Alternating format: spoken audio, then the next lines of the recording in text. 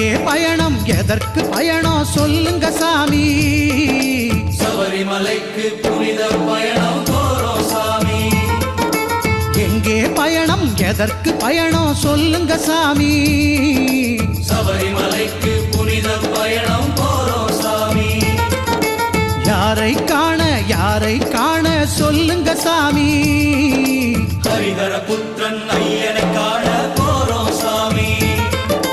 ஹரிஹர புத்திரன் ஐயனை காண போறோம் சாமி. எங்கே பயணம் எதற்கு பயணம் சொல்லுங்க